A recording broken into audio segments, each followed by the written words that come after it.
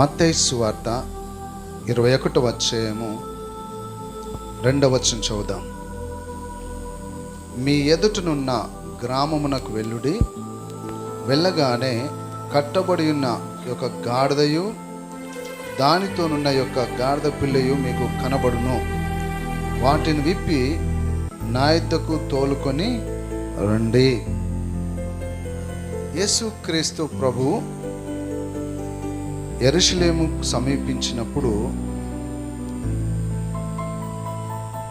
ఆయన ఇద్దరిని పిలిచి చెప్తున్న మాట ఏంటంటే, మీ ఎదురుగా ఒక గ్రామం కనిపిస్తుంది కదా, ఆ గ్రామంలోకి మీరు వెళ్ళండి. వెళ్ళగానే మీకు ఎదురుగా గాడిద పిల్ల కట్టబడి ఉంటుంది, వాటిని తీసుకొని రండి అని చెప్తా ఉన్నాడు. గాడిద పిల్ల కట్టబడి ఉంటుంది, వాటిని తీసుకొని రండి అని చెప్తా ఉన్నాడు. తీసుకొని రండి అని చెప్తా ఉన్నాడు. అసలు గాడిదను ఎందుకు తీసుకురమ్మన్నాడు? గాడిద పిల్లను ఎందుకు తీసుకొని రమ్మన్నాడు? గాడిద దేనికి ఉపయోగకరంగా ఉంటుందండి? దేనికి ఉపయోగిస్తారు గాడిదను?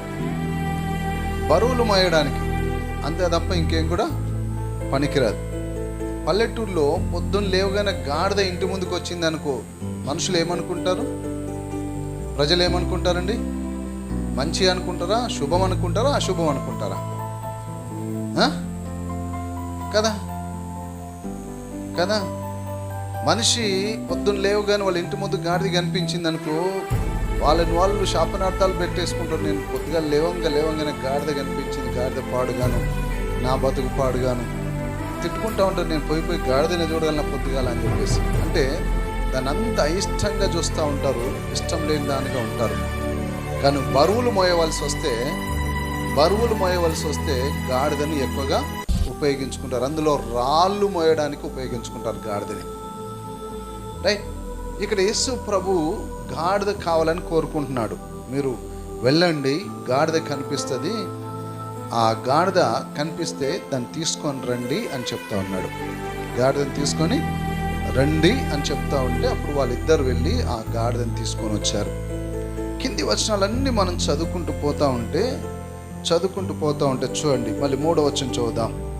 ఎవడైనను మీతో ఏమైనను అనిన ఎడల అవి ప్రభువునకు కావలసినవని చెప్పవలెను. వెంటనే అతడు వాటిని తోలి పెట్టునని చెప్పి వాడిని పంపెను. 6వ వచనం చదువుదాం. శిష్యులు వెళ్ళి యేసు తనకు ఆజ్ఞాపించిన ప్రకారం చేసి ఆ గాడిదను దాని పిల్లను తోలుకొని వచ్చి వాటి మీద తమ బట్టలు వేయగా ఆయన బట్టల మీద కూర్చుండెను. జనసమూహంలోనూ అనేకులు తమ బట్టలు దారి పొడవున పరిచిరి. కొందరు చెట్ల కొమ్మలు నరికి దారి పొడుగున పరిచిరి.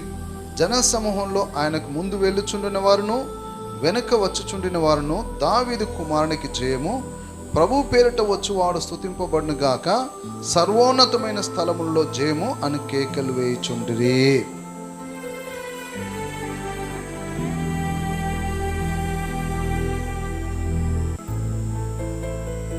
యేసు ప్రభు చెప్పినట్లుగా ఇద్దరు శిష్యులు వెళ్ళారు.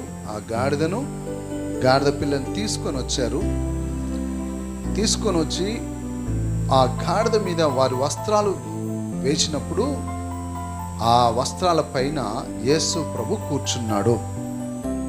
కూర్చున్న తర్వాత ఆ గాడిద మీద యేసు ప్రభు కూర్చున్న తర్వాత యెరూషలేము యొక్క పురవీధులన్నీ తిరగడం ప్రారంభించారు. ప్రజలు కూడా అనేక మంది పరిగెత్తుకొని వచ్చి వారి యొక్క విలువైన వస్త్రాలను, బట్టలు తీసుకొచ్చి దారి పొడవునా పరుస్తూ ఉన్నారు. కొంతమంది ఖర్జూర పంటలు లేదా ఈత మట్టలు చేతబట్టుకొని ఈత మట్టలు తీసుకొని వచ్చి హోసన్న, దేవుని కుమారుడికి జయము, ప్రభు పేరిట వచ్చేవాడు స్తుతింపబడును గాక, దావీదు కుమారుడికి జయము, సర్వోన్నతమైన స్థలముల్లో జయము అని కేకలు వేస్తూ ప్రభువును స్తుతిస్తూ ఆ యెరూషలేము వీధుల్లో అతను నడిపించుకుంటూ పోతున్నట్లుగా మనం చూస్తున్నాం. ఎందుకు యేసు ప్రభు గాడిద మీద కూర్చున్నాడు? ఎవ్వరూ ఇష్టపడినటువంటి గాడిదని యేసు ప్రభు ఎందుకు ఇష్టపడ్డాడు? ఒక విషయం ఏంటంటే, ఎవరు ఇష్టపడని దాన్ని దేవుడు ఇష్టపడతాడు. ఎవరు ఇష్టపడని ప్రజలని దేవుడు ఇష్టపడతాడు. ఎవరు ప్రేమించినటువంటి అందరూ చీదరించుకున్నారు, అందరూ వెలివేస్తున్నారు, అందరూ మనం చూసి నవ్వుకుంటున్నారు, అపహాస్యం చేస్తున్నారు అన్నప్పుడు ఒకటి గుర్తుపెట్టుకొని, ఎంతమంది మనల్ని దూరం పెట్టినా, ఎంతమంది మనల్ని అపహసించుకున్నా, ఎంతమంది మనల్ని హేళన చేసినా, ఎంతమంది మనల్ని దూషించినా, మనల్ని హక్కున చేర్చుకున్నటువంటి ఒక ఆయన ఉన్నాడు. ఆయన ఎవరంటే యేసుక్రీస్తే. నువ్వు ఏ స్థితిలో ఉన్నా, ఎక్కడ ఉన్నా, ఎలాంటి పరిస్థితుల్లో నువ్వు ఉన్నా, తండ్రి, దేవా, ప్రభు అని పిలిస్తే చాలు హక్కున చేర్చుకుంటాడు ఆయన.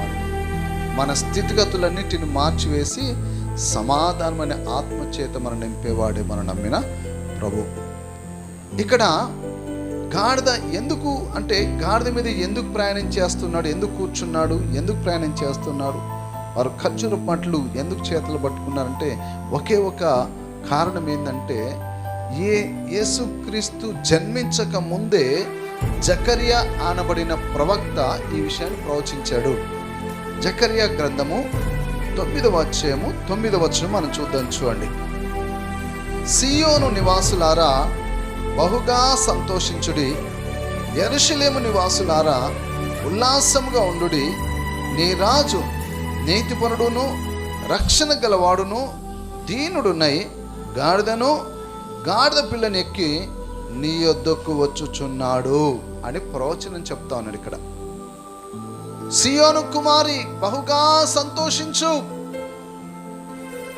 యెరూషలేము నివాసులారా ఉల్లాసంగా ఉండండి, ఎందుకంటే నీ రాజు గాడిద పిల్ల మీద కూర్చొని వస్తున్నాడు.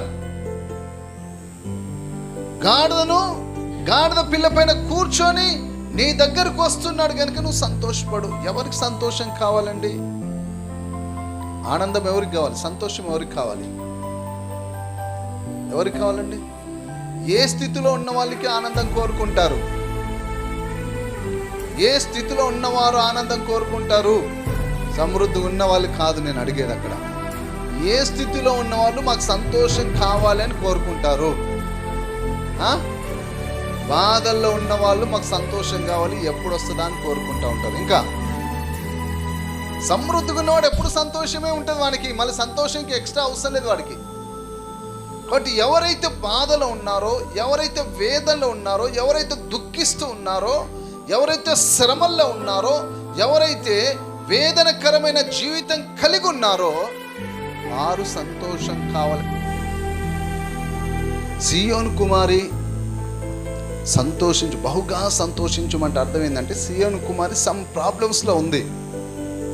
యెరూషలేము నివాసులు ఉల్లాసంగా ఉండండి, ఉత్సహించండి, ఉల్లాసంగా ఉండండిగా అని అంటే అర్థం ఏంటంటే, యెరూషలేము నివాసులు కూడా వివిధ సమస్యల్లో ఉన్నారు, బాధల్లో ఉన్నారు. ఇప్పటి వరకు వచ్చినటువంటి రాజులు వారిని హింసించేవారే తప్ప, వారిని తప్పుడు మార్గం నడిపించేవారే తప్ప, దేవుని యొక్క మార్గం నడిపించగలిగిన నాయకులు ఎవరు కూడా రాలేదు, రాజులు ఎవరు కూడా రాలేదు. దాన్ని బట్టి ప్రభు యొక్క శిక్షను పొందుకున్న వారై రాజులు వారిని హింసిస్తూ ఉంటే ఆ హింసను భరిస్తూ మాకెప్పుడు రక్షకుడు పుడతాడు, మెస్సయ్య పుడతాడు, మమ్మల్ని కాపాడే రాజు ఎప్పుడు వస్తాడు, న్యాయంగా పరిపాలన చేసే రాజు ఎప్పుడు వస్తాడు అని ఎదురు చూస్తున్నటువంటి ఆ తరుణములో